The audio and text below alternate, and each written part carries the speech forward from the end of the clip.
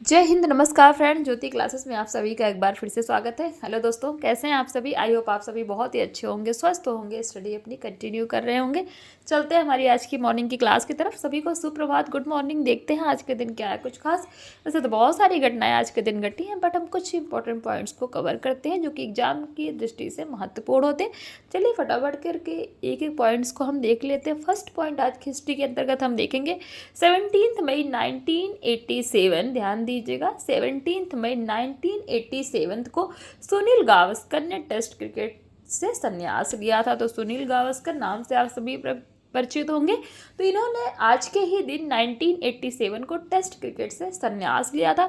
दूसरा पॉइंट आज की हिस्ट्री के अंतर्गत देखेंगे तो दुनिया के प्रसिद्ध वैज्ञानिक एडवर्ड जेनर का जन्म आज ही के दिन हुआ था। दुनिया के प्रसिद्ध वैज्ञानिक एडवर्ड जेनर का जन्म आज ही के दिन यानी कि 17 मई को हुआ था। ये थे कौन, किस लिए हम इनको जानते हैं? तो फ्रेंड्स, एडवर्ड जेनर ने 1749 को चेचक के टीके का आविष्कार किया था। तो चेचक के टीके का आविष्कार करने वाले वैज्ञानिक कौन है? Edward Jenner.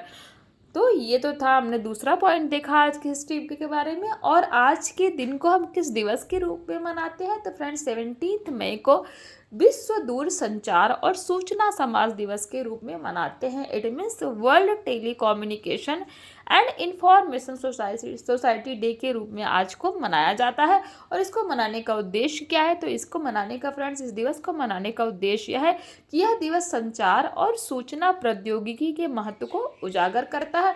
पहली बार कब मनाया गया दिन? फ्रेंड्स, पहली बार यह दिवस 17 मई 1969 को मनाया गया। तो ये तो हमने देख लिया आज की हिस्ट्री के बारे में कि आज के दिन कौन कौन सी घटनाएं घटी है और आज के दिन को किस दिवस के रूप में मनाते हैं। तो अब चलते हैं आप हमारी होम साइंस की क्लास की तरफ। जैसा कि आप सभी जानते हैं, इस चैनल के माध्यम से हम कर रहे हैं हमारी होम साइंस की सीरीज़, जिसमें हम क्लास 6 to 12 की बुक को कवर कर रहे हैं। और अभी तक फ्रेंड्स हमने हमारा क्लास 6 to 9 कंप्लीट कर लिया है। हम आ गए हमारे क्लास 10th में। आई होप आपने हमारी सारी प्रीवियस क्लासेस को देखा होगा। नहीं देखा तो प्लीज़ प्लेलिस्ट में जाके वहाँ से इस क्लासेस को देख करके अपने सारे ही कॉन्सेप्ट क्लियर कर सकते हैं, क्योंकि हमने हर एक टॉपिक को बहुत ही डिटेल में पढ़ा है। और इतने डिटेल में पढ़ने का फ्रेंड्स हमारा एक ही उद्देश्य कि एक बार आप सीरीज़ को देखिए, समझिए, ताकि होम साइंस से रिलेटेड कोई भी डाउट आपके माइंड में ना रह जाए। चाहे आप किसी भी क्लास के लर्नर से किसी भी कॉम्पिटेटिव एग्जाम की प्रिपरेशन कर रहे हैं या फिर किसी भी फील्ड में होम साइंस से अपना करियर देख रहे हैं, सभी के लिए सीरीज़ काफ़ी हेल्पफुल होने वाली है। तो प्लीज़ अगर चैनल पर नए आए तो चैनल को लाइक, शेयर एवं सब्सक्राइब अवश्य करिए और जुड़ जाइए हमारे साथ इस सीरीज़ का लाभ प्राप्त करने के लिए। तो चलिए चलते हैं आज की क्लास की तरफ। कुछ बातें हमने कर ली आज की हिस्ट्री के बारे में और अपने सीरीज़ के बारे में। अब स्टार्ट करते हैं आज की क्लास। आज की क्लास में जैसे आप स्क्रीन पर देख पा रहे हैं कि हम पढ़ेंगे रोगी का आहार, फूड ऑफ पेशेंट के बारे में हम जानेंगे। बट इसको करने से पहले प्रीवियस क्लास में क्या किया था एक बार क्विक रिवीजन कर लेते हैं। तो फ्रेंड्स, प्रीवियस क्लास में जो हमारा चैप्टर हम अभी तक कवर कर रहे थे ना, भोजन एवं पोषण विज्ञान के अंतर्गत भोजन बनाने एवं परोसने की विधियां देख रहे थे, तो उससे रिलेटेड हमारा वो चैप्टर कंप्लीट हो गया था। और उससे रिलेटेड हमने कुछ क्वेश्चन आंसर्स की प्रैक्टिस की थी जो हमारी प्रीवियस क्लास यानी कि स्टडी की जो हमारी क्लास थी इवनिंग में, तो उसमें हमने ये जो है क्वेश्चन आंसर्स की प्रैक्टिस की थी। आई होप आपने हमारे प्रीवियस क्लास को देखा होगा। नहीं देखा है तो प्लेलिस्ट में जाइए, वहाँ से आपको ईजिली वो क्लासेस प्रोवाइड कराएगी, वहाँ से देख करके आप अपने कॉन्सेप्ट को क्लियर कर सकते हैं। तो ये तो थी हमारी प्रीवियस क्लास। और आज हम देखने वाले हैं रोगी का आहार। ये भी हमारा भोजन एवं पोषण विज्ञान के अंतर्गत ही आता है, जो हमारा होम साइंस का ब्रांच है। Means food and nutrition science के अंतर्गत इसको भी हम कवर करेंगे। तो देखते हैं और इसमें हम करने क्या वाले हैं, एक बार इसको आप देख लीजिए, जिससे आपको पता लग जाए कि आप इस पूरे चैप्टर में पढ़ने क्या वाले हैं। फ्रेंड्स, इसमें हम देखेंगे रोग की अवधि में उपचारार्थ आहार की आवश्यकता। दूसरा देखेंगे रोगी के भोजन के प्रकार, यानी कि रोगी के भोजन के प्रकार के बारे में जानेंगे। रोगी के भोजन में पोषक तत्वों में परिवर्तन, रोगी को भोजन कराना, विभिन्न रोगों में रोगी का भोजन का आहार, रोगी व्यक्ति के लिए विभिन्न आहार, ये सारे ही पॉइंट्स हम इस अध्याय के माध्यम से कवर करेंगे। आई होप आपको एक बार पूरा ओवरव्यू मिल गया होगा कि आखिरकार आप सब अध्याय में पढ़ने क्या वाले हैं। चलिए स्टार्ट करते हैं क्लास। सामान्य स्थिति में किसी भी व्यक्ति के संपूर्ण स्वास्थ्य के लिए पौष्टिक व संतुलित आहार आवश्यक होता है, किंतु व्यक्ति के रोगी होने की दशा में उसके आहार में रोग की प्रकृति के अनुरूप आवश्यक परिवर्तन करने पड़ते हैं। रोग की स्थिति में जो आहार दिया जाता है उसे उपचारार्थ आहार कहा जाता है, अर्थात वह आहार रोगी के उपचार में सहायक दवाओं के साथ होता है। उपचारार्थ आहार संतुलित आहार से भिन्न होता है। रोगी की स्थिति व रोग की प्रकृति के अनुसार ही रोग का आहार निर्धारित किया जाता है। कुछ रोग संक्रमण के कारण होते हैं, कुछ रोग शरीर में पोषक तत्वों की कमी के कारण व कुछ पाचन तंत्र या उत्सर्जन तंत्र में गड़बड़ी के कारण होते हैं। रोगी के आहार का निर्धारण करते समय इस बात का ध्यान रखा जाना चाहिए कि रोगी को जिन पोषक तत्वों की आवश्यकता हो उन सभी तत्वों का समुचित मात्रा में समावेश रोगी के आहार में किया जाना चाहिए। रोग की अवधि में उपचारार्थ आहार की आवश्यकता, तो रोग की अवधि में निम्न प्रकार के आहार की आवश्यकता होती है। कौन कौन से, फटाफट 2-3 पॉइंट्स देख लेते हैं। नंबर 1 है कुपोषण तथा कुछ अन्य रोग जिनमें शरीर में कुछ विशेष पोषक तत्वों की कमी या अधिकता हो जाती है, उनमें आहार में आवश्यक परिवर्तन करके बहुत जल्दी लाभ हो सकता है। नंबर 2, रोगी के आहार में ऐसी सामग्री को शामिल नहीं किया जाता जिसके पाचन में पाचन तंत्र या उसके सहायक अंगों को परेशानी हो। नंबर 3, रोगी के आहार में आहार की सामग्री के साथ ही इसके विभिन्न स्वरूप जैसे ठोस, तरल व अर्ध तरल भी ध्यान दिया जाता है और रोगी को आवश्यकता अनुसार सही आहार देना ही लाभदायक होता है। तो ये 2-3 पॉइंट्स का ध्यान देना चाहिए कब रोग की अवधि में उपचारार्थ आहार की आवश्यकता को ध्यान में रखते हुए। अब देख लेते हैं रोगी के भोजन के प्रकार। रोगी का भोजन चिकित्सक की सलाह से बनाया जाता है जिसमें रोगी की अवस्था को ध्यान में रखते हुए भोजन का चयन किया जाता है। रोगी का भोजन निम्न 2 प्रकार का हो सकता है। नंबर 1 तरल आहार और नंबर 2 नरम या कोमल आहार। तो फटाफट करके इनको एक एक करके देखते हैं। तरल आहार के अंतर्गत इसमें रोगी को भोजन द्रव्य या तरल रूप में दिया जाता है। ठोस या अर्ध ठोस खाद्य सामग्री को तरल आहार में सम्मिलित नहीं किया जाता। कई रोग जैसे तेज ज्वर, अतिसार, उल्टी, जी मिचलाना आदि रोगों में रोगी को जो आहार दिया जाता है उसे तरल आहार कहते हैं, क्योंकि रोगी सामान्य आहार को चबाने व पचाने में असमर्थ होता है। रोगी आसानी से ग्रहण कर सकता है वह इसका पाचन करना भी उतना ही आसान होता है तथा पाचन क्रिया से संबंधित कोई भी रोग होने पर रोगी को तरल आहार ही दिया जा सकता है। यानी कि अगर किसी भी रोगी को पाचन क्रिया संबंधित किसी भी प्रकार का रोग है तो उसमें उस स्थिति में उसको तरल आहार ही देना उचित होता है। रोग के प्रकार के अनुसार आहार की तरलता को निर्धारित किया जाता है। नींबू पानी, मांस का पानी, जौ का पानी आदि हल्के आहार हैं जो पूर्ण तरल आहार के मुख्य उदाहरण हैं, जबकि चाय, दूध, फलों का रस, दाल का पानी, धुली हुई सब्जी, सूप आदि गाढ़े तरल आहार के उदाहरण हैं। तो गाढ़े तरल आहार के उदाहरण के अंतर्गत क्या क्या आते हैं? चाय, दूध, फलों का रस, दाल का पानी, धुली हुई सब्जी, सूप, ये सारे किसके अंतर्गत आते हैं? तो गाढ़े तरल आहार के अंतर्गत आते हैं। अब नंबर 2 देख लेते हैं, नरम या कोमल आहार। नरम आहार उस सुपाच्य आहार को कहते हैं जिसमें खाद्य सामग्री पूर्ण रूप से द्रव्य या तरल अवस्था में नहीं होती। इसमें कुछ नरम ठोस खाद्य सामग्री उपस्थित होती है। इसे अर्ध तरल पदार्थ भी कहते हैं। नरम या कोमल आहार को और किस नाम से जानते हैं? तो अर्ध तरल पदार्थ भी इसको कहा जाता है। नरम आहार में मिर्च, मसालों व रेशेदार खाद्य सामग्री का बहुत कम इस्तेमाल किया जाता है। कुछ रोग जैसे आमाशय का आंतरिक विकार, शरीर में हुए तीव्र संक्रमण तथा शल्य क्रिया के उपरांत व्यक्ति को सामान्य आहार नहीं दिया जाता क्योंकि वह उसे पचा पाने में असमर्थ होता है। ऐसी अवस्था में चिकित्सक रोगी को नरम आहार इनमें सॉफ्ट डाइट लेने की सलाह देते हैं।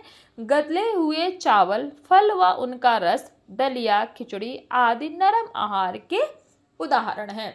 तो नरम आहार से अभिप्राय आपको समझ में आ गया कि नरम आहार किसको कहते हैं। अब देखते हैं नेक्स्ट पॉइंट, रोगी के भोजन में पोषक तत्वों में परिवर्तन। तो रोग की अवस्था में रोगी व्यक्ति के भोजन के पोषक तत्वों, कार्बोहाइड्रेट, वसा, प्रोटीन, विटामिन, खनिज लवण तथा जल की मात्रा में आवश्यकता अनुसार परिवर्तन किया जाता है, जिनका विवरण आप देख सकते हैं। नंबर 1 है प्रोटीन की मात्रा। कई रोगों में भोजन में प्रोटीन की मात्रा को परिवर्तित करना पड़ता है, जैसे कैलोरी कुपोषण, यकृत के सिरोसिस, पेट के अल्सर, नेफ्रोसिस रोग में भोजन में प्रोटीन की मात्रा बढ़ाने की सलाह दी जाती है, जबकि यकृतीय मूर्छा व तीव्र यूरीमिया कुछ ऐसे रोग हैं जिनमें भोजन में प्रोटीन की मात्रा कम करनी होती है। कुछ रोगों में पूर्णतः प्रोटीन रहित आहार का सुझाव दिया जाता है, यानी कि कुछ ऐसे भी रोग होते हैं जिसमें प्रोटीन का पूर्ण अभाव कर दिया जाता है, कि यानी कि उनकी डाइट में प्रोटीन ना हो, तो प्रोटीन रहित आहार का सुझाव भी दिया जाता है। नंबर 2 है वसा की मात्रा। कई रोगों में भोजन में वसा की मात्रा परिवर्तन करना आवश्यक होता है। अल्प पोषण की स्थिति में रोगी को सामान्य से अधिक मात्रा में भोजन में वसा लेना उत्तम होता है, जबकि अपचय, यकृत में जो हमारी लीवर की बीमारियां होती हैं तथा मोटापे से ग्रसित व्यक्ति को आहार में वसा की मात्रा कम लेने या बिल्कुल न लेने की सलाह दी जाती है। नंबर 3 कार्बोहाइड्रेट की मात्रा। कार्बोहाइड्रेट ऊर्जा प्रदान करता है, आप सभी जानते हैं, हमने पढ़ा है ना बैलेंस डाइट। बैलेंस डाइट में सारे ही आते हैं। अतः कुछ रोग जैसे यकृत के विभिन्न रोगों, शल्य चिकित्सा से पूर्व तथा एडिसन रोग से ग्रसित व्यक्ति को कार्बोहाइड्रेट अधिक मात्रा में लेने की सलाह दी जाती है, जबकि मधुमेह के रोगियों को डॉक्टर कार्बोहाइड्रेट की मात्रा कम लेने की सलाह देती है। मधुमेह यानी कि जिसको हम शुगर की बीमारी बोलते हैं, तो उस रोग में कार्बोहाइड्रेट की मात्रा कम लेने की सलाह डॉक्टर के द्वारा दी जाती है। रोगी को तुरंत ऊर्जा के लिए ग्लूकोज दिया जाता है। नंबर 4 विटामिन की मात्रा। विटामिन की कमी से होने वाले रोगों में रोगी को भोजन में विटामिन की अतिरिक्त मात्रा लेने को कहा जाता है। विटामिनों के सोर्स देख लीजिए तथा कमी से होने वाले रोग, हमने पढ़ा था ना विभिन्न विटामिनों के बारे में भी। तो ये देख लीजिए, विटामिन ए किसमें पाया जाता है? हरी पीली सब्जियां एवं पपीते में। इसकी कमी से होने वाला रोग क्या है? रतौंधी, जिसको हम नेत्र रोग के नाम से जानते हैं। नंबर 2 विटामिन बी, या जिसका दूसरा हमारा रासायनिक नाम क्या है विटामिन बी का? थायमीन।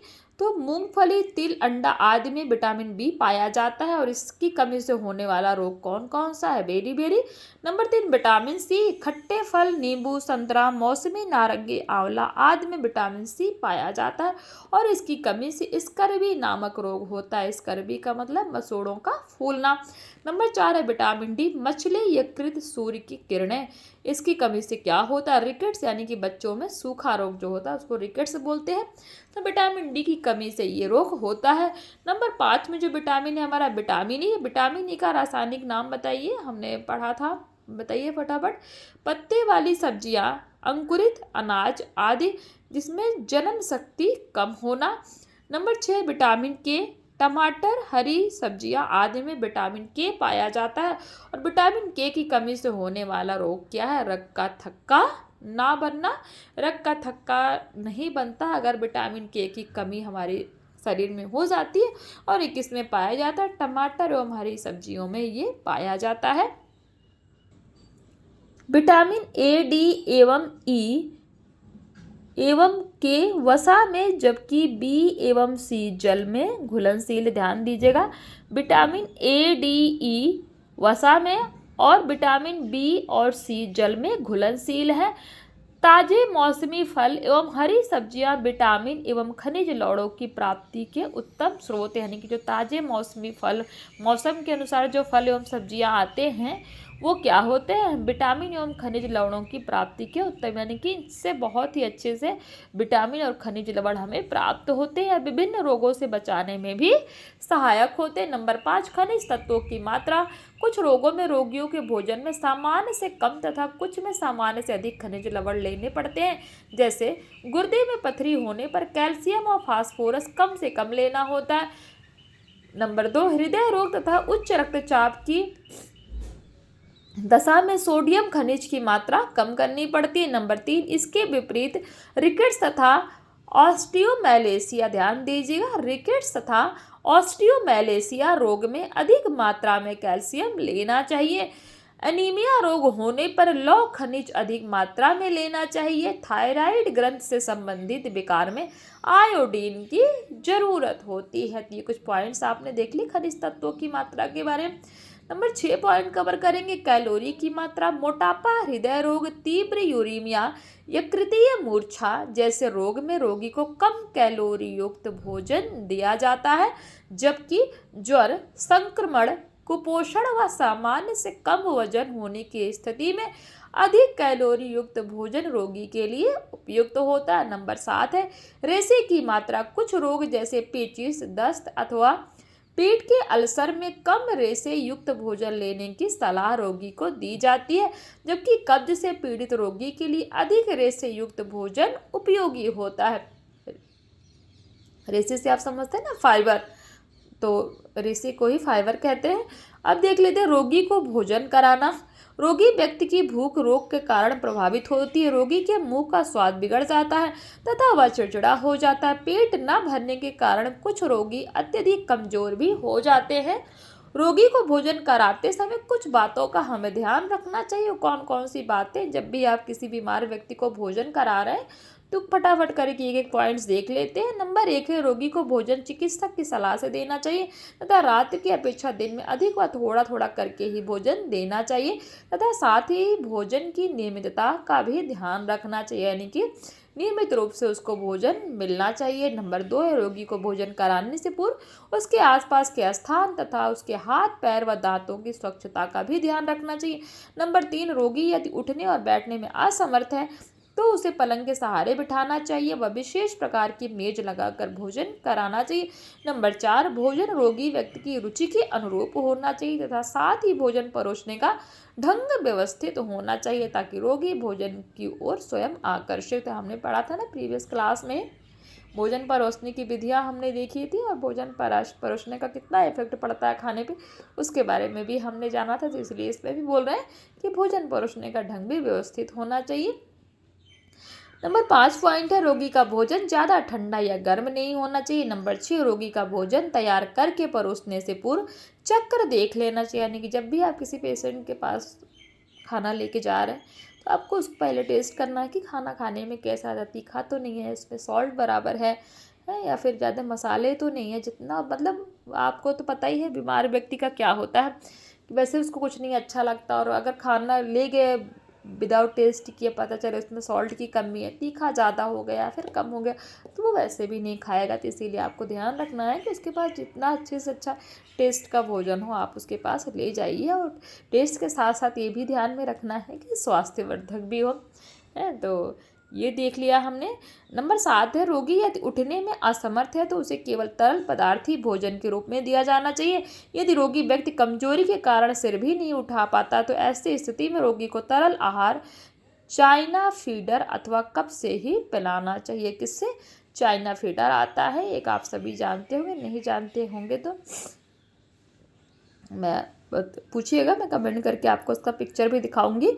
तो चाइना फीडर अथवा कप से ही पिलाना चाहिए। नंबर 8 है अत्यधिक कमजोरी की स्थिति में परिचारिका को भोजन के लिए रोगी व्यक्ति को उठाने के लिए अपनी बाह तकिए के नीचे लगाकर रोगी के सिर व कंधों को सहारा देना चाहिए। इसमें एक वर्ड आया है परिचारिका, पढ़ा है ना हमने, गृह परिचर्या एवं परिचारिका भी हमने पढ़ा था, याद आया कुछ? हमारी क्लासेस हुई थी तो उसमें हमने ये टॉपिक भी कवर किया था। तो कमेंट करके हमें परिचारिका की डेफिनेशन बताइए कि परिचारिका क्या होती है, उसका कार्य क्या होता है परिचारिका, या फिर आप इतना बताइए कि परिचारिका कहते किसको हैं। तो प्लीज़ कमेंट कीजिए अगर आपको पता होगा, अगर आपने पढ़ाया है तो मुझे पता है मैंने पढ़ाया है इसलिए। तो परिचारिका क्या होती है उसकी डेफिनेशन आप दीजिए।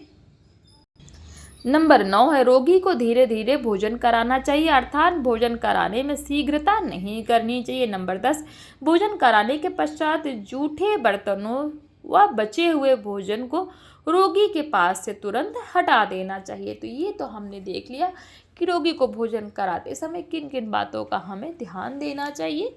आई होप ये पॉइंट्स आपके क्लियर हुए होंगे। अब देखिए जो जितने भी टॉपिक अभी हमने पॉइंट्स कवर किए उससे रिलेटेड कुछ क्वेश्चन देख लीजिए। क्वेश्चन 1 कहता है तरल आहार किन रोगों में दिया जा सकता है।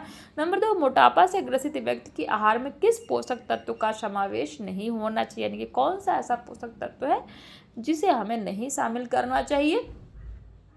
नंबर 3 है रोगी को भोजन थोड़ा थोड़ा करके देना चाहिए। ये स्टेटमेंट सही है या गलत है? तो ये कुछ क्वेश्चंस हैं, आप इसका स्क्रीनशॉट ले लीजिए और इसको सॉल्व करने की कोशिश करिएगा। कोशिश तो नहीं कहूँगी फ्रेंड्स, आप इसको सॉल्व करिएगा क्योंकि आपसे ये इजीली सॉल्व हो जाएंगे। ये तो वही क्वेश्चन है ना जो अभी जस्ट हमने कुछ टॉपिक्स कवर किए, उन्हीं से रिलेटेड मैं कुछ क्वेश्चंस आपको देती हूँ, आप सभी जानते हैं। तो आज की क्लास को यहीं तक रखते हैं और मिलते हैं हमारी नेक्स्ट क्लास में जो कि इवनिंग में आज होगी। तो आई होप आपको सारे ही कॉन्सेप्ट क्लियर हो गए जितना अभी तक हमने पढ़ा है। फिर भी कोई डाउट रह जाता है तो कमेंट करके अवश्य बताइए, क्योंकि आपके कमेंट से मुझे बहुत मोटिवेशन मिलता है और मुझे भी पता लगता है कि हाँ जो है जो मैंने पढ़ाया वो आपके समझ में आया है कि या फिर नहीं आया है। तो प्लीज़ आप सभी से रिक्वेस्ट है, मैं बार बार बोलती हूँ कि अपनी राय हमें अवश्य दिया करिए, क्योंकि आपकी राय हमारे लिए बहुत ही इम्पोर्टेंट होती है और उसी से मुझे मोटिवेशन भी मिलता है और आगे और भी अच्छे से पढ़ने पढ़ाने के लिए जो है उत्साहित होती हूँ मैं।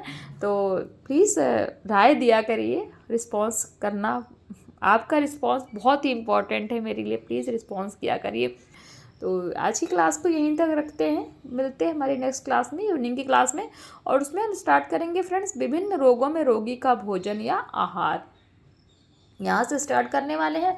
तो प्लीज़ बने रहिए हमारे साथ, और हाँ अगर क्लासेस समझ में आ रही है तो वीडियो को लाइक शेयर और सब्सक्राइब अवश्य किया करिए।